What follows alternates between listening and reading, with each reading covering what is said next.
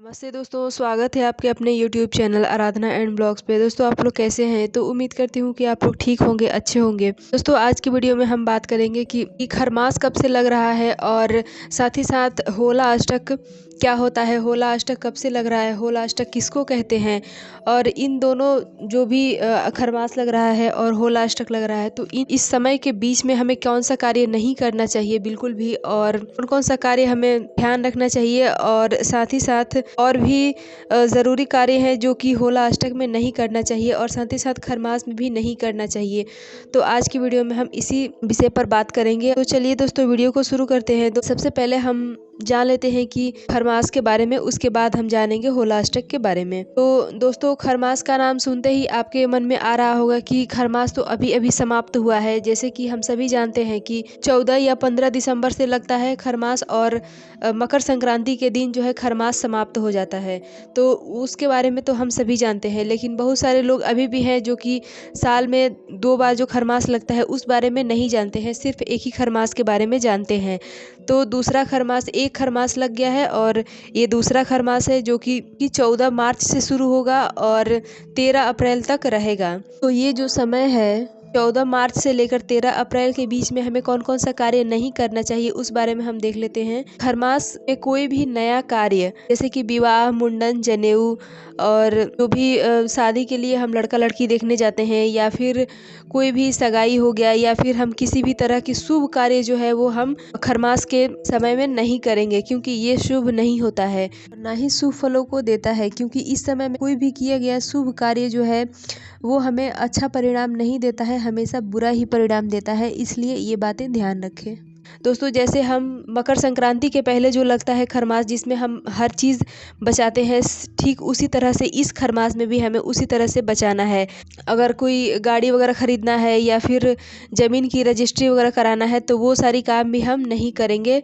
अगर आपको उससे पहले कुछ ज़रूरी कार्य है तो आप इन 2 दिनों में कर सकते हैं। 2 दिन यानी कि आज का दिन मंगलवार और अगला दिन बुधवार के दिन आप ज़रूरी काम जो है वो कर सकते हैं। खरमास के समय में ये भी ध्यान रखें कि अगर जिन लड़कियों की शादी अभी अभी हुई है और उन्हें पहली बार मायके या ससुराल जाना है तो वो नहीं जाएंगी। अगर उनको जाना भी होगा तो फिर 1 महीने के बाद ही जा पाएंगी, या फिर आप जो ये 2 दिन का समय है इसमें अगर समय मुहूर्त मिलता है जाने का तो आप उस समय इन 2 दिनों में आप जा सकते हैं। साथ ही साथ खरमास में हमें सुहाग की सामग्री भी नहीं खरीदनी चाहिए।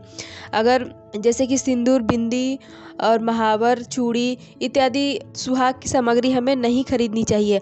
अगर हम खरीद के अगर हमारे पास नहीं है, हम खरीदना चाहते हैं तो इन 2 दिनों में खरीद ले, या फिर बहुत सारे लोग ऐसे होते हैं जो कि खरीद के रख लेते हैं और उसका उपयोग बाद में करते हैं। तो अगर आपको ऐसा लग रहा है कि ये 1 महीना नहीं चल पाएगा तो आप इन 2 दिनों में उसका निकाल के और उसको यूज़ कर लें। जैसे कि चूड़ी है तो आप पहले इन 2 दिनों में ही हाथ में डाल के और निकाल लें ताकि वो नया ना रहे, वो पुराना हो जाए, क्योंकि ऐसा करने से वो चीज़ पुराना माना जाता है क्योंकि हम एक बार पहन लिए हैं।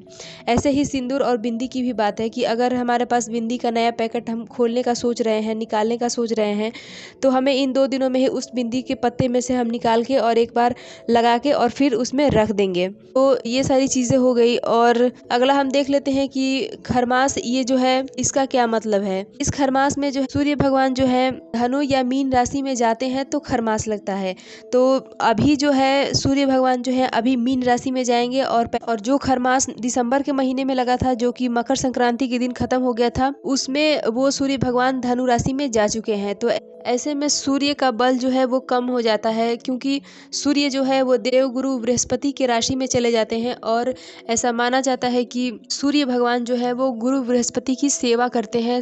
और जब कोई भी किसी के यहाँ जाके सेवा करता है तो वो बाकी अपने जो भी श्रद्धालु है, जो भी उनके उपासक है, उन पे वो ध्यान कम दे पाएंगे। इसलिए सूर्य भगवान जो है वो कमज़ोर हो जाते हैं और इसीलिए हमें कोई भी शुभ कार्य करने से मना किया जाता है।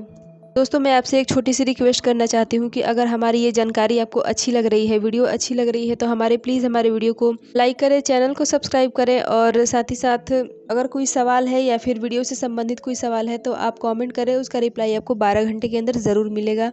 तो चलिए दोस्तों, आगे हम देख लेते हैं कि होला अष्टक क्या होता है और ये कब से कब तक रहेगा और ये ख़त्म कब होगा, शुरू कब होगा, इसी सब के बारे में हम जानेंगे और साथ ही साथ ये भी जानेंगे कि होला अष्टक में हमें कौन सा कार्य नहीं करना चाहिए। तो दोस्तों, खरमास के साथ ही जो है होला अष्टक भी लग रहा है, यानी कि दो चीज़ें एक साथ लग रही है जो कि हमारे जीवन में, किसी के भी जीवन में बिल्कुल भी शुभ नहीं होती है, जो कि शुभ नहीं है। इसलिए हमें हर कार्य जो है सोच समझ के करना चाहिए, क्योंकि होला अष्टक जो है वो अशुभ परिणामों को देता है। होला अष्टक जो है वो 17 मार्च से शुरू हो रहा है और 24 तारीख तक रहेगा, यानी कि 25 को होली है, यानी होली के साथ ही समाप्त हो जाएगा। तो कुल मिला के जो है होली से 8 दिन पहले होला अष्टक, अर्थ ही है कि होला यानी कि होली और अष्टक यानी संस्कृत में 8 को अष्टक बोला जाता है, तो इसलिए होला अष्टक यानी कि होली से 8 दिन पहले। तो होली से 8 दिन पहले जो है होला अष्टक लगता है। और होला अष्टक में हमें कौन कौन सा कार्य नहीं करना चाहिए, तो सबसे जो हम खरमास में कार्य नहीं करेंगे, जैसे कि विवाह, मुंडन, जनेऊ और भी पहली बार का कोई कार्य है, हम वो सारी चीज़ें नहीं करेंगे होला अष्टक के समय में। और भी बहुत सारी चीज़ें हैं, जैसे कि होला अष्टक में हमें खासकर अपने घर परिवार पे बहुत ही ज़्यादा ध्यान रखने की ज़रूरत होती है, क्योंकि जो लोग अगर इस बात को मानते हैं कि टोना टोटका होता है तो ये 8 दिन का जो समय है इस समय में बहुत ही ज़्यादा होता है। तो इसलिए आप अपने घर के सदस्यों पर, अपने घर पे और साथ ही साथ अपने जो छोटे बच्चे हैं जो कि चंचल होते हैं, उन लोगों पे आप विशेष ध्यान रखें कि होला अष्टक में जो अपने कहीं अगर आप जाते हैं घर से बाहर या फिर आपके बच्चे जाते हैं, तो कोई भी गिरा हुआ सामान हो, चाहे वो रुपया पैसा ही क्यों ना हो, बच्चे हैं तो खिलौना ही क्यों ना हो, आपको उसे नहीं उठाना है। क्योंकि हालांकि हमें तो कभी भी गिरी हुई चीज़ों को नहीं उठाना चाहिए, लेकिन खासकर इस होला अष्टक के समय में हमें इन सारी चीज़ों पर विशेष ध्यान रखना चाहिए कि हमें गिरी हुई चीज़ें किसी भी कीमत पर नहीं उठानी चाहिए, क्योंकि बहुत सारे लोग जो है अपने मुसीबत से छुटकारा पाने के लिए वो सारी जो मतलब मन को लुभाने वाली जो चीज़ें होती हैं, जिसे देख के बच्चों के मन में लालच आ जाता है, या फिर कुछ ऐसी चीज़ें होती है जैसे कि खाने पीने की चीज़ें हो गई, खिलौना इत्यादि हो गया, रुपये पैसे हो गए, तो ये सारी चीज़ें जो है वो चौक चौराहे पे या फिर रास्ते में फेंक देते हैं लोग।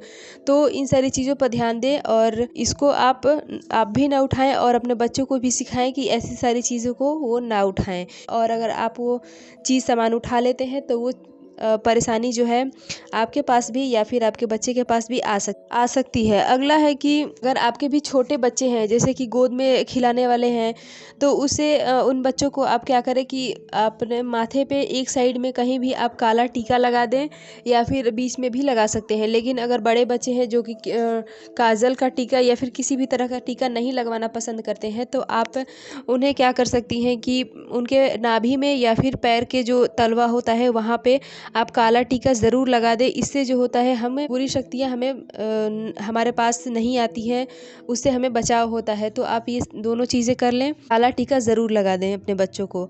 और अगला है कि अगर आपके पास आपका छोटा बच्चा है जो कि बोल नहीं सकता है या फिर किसी भी बात को समझ नहीं सकता है, बहुत ही छोटा है, और आपको किसी पे मतलब जैसे कि घर के पड़ोसी बहुत सारे ऐसे होते हैं जो कि ऐसा लगता है कि वो हमें देख के प्रसन्न नहीं रहते हैं, हमारे घर परिवार वालों को देख के वो प्रसन्न नहीं रहते हैं। तो ऐसे जो होला अष्टक जो 8 दिन का समय है, इन बातों पे विशेष ध्यान दें कि अगर वो बच्चे जो हैं उनके खासकर गोद में ना दें, और अगर गोद में भी दें तो अकेले में नहीं ले जाने दें। नहीं तो बहुत सारे ऐसे लोग हैं जो कि इसमें टोना टोटका कर देते हैं, जो कि मैं आपको पहले ही बता चुकी हूँ।